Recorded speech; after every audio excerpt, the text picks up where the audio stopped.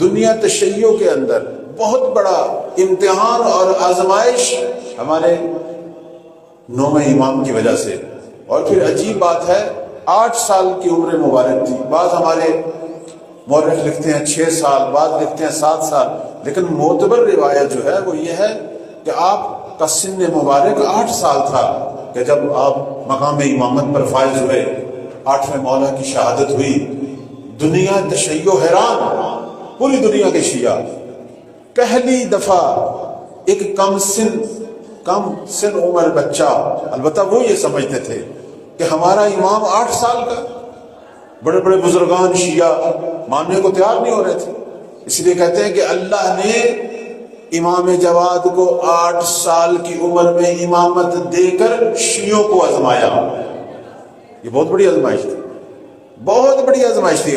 آج ہم یہ سمجھتے ہیں کہ یہ شاید اتنا بڑا مسئلہ نہیں ہے. نہیں، اس زمانے کے شیعہ جنہوں نے امیر المومنین کو امام حسن و امام حسین سے لے کر 8ویں مولا تک تاریخ تشیع گزاری ہو، اب وہ علی کے مقام پر ایک 8 سالہ بچے کو دیکھیں کہ جن کی حیدر جیسے اطاعت کرنی ہو، ان کے لیے بڑا مسئلہ تھا، بہت بڑا مسئلہ تھا. وہ بالخصوص سفید داڑھی والے بڑے بڑے علماء فقہا کہتے ہیں جب امام جواد کی امامت کا اعلان ہوا اس وقت بڑے بڑے فقہا، بڑے بڑے علماء پریشان ہو گئے کہ یہ تو نعوذ باللہ یہ تو ایک بچہ ہے، کیسے ہمارا امام ہو سکتا ہے.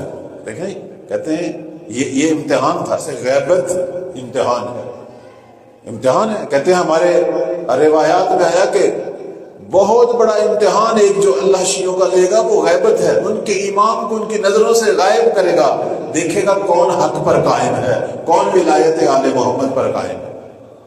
تو 9ویں امام کی امامت پہ بہت بڑا امتحان ہوا. اب ہماری تاریخ بتاتی ہے، آپ سب اہل علم ہیں، 80 کے قریب بزرگان شیعہ آئے، بڑے بڑے علماء آئے چیک کرنے کے لیے، امتحان لینے کے لیے کہ ہم دیکھیں یہ واقعا امام ہے یا نہیں. آ کے اپنے سوالات پیش کرتے تھے. اب یہاں امام جواد تھے، یہاں امام تقی الجواد تھے.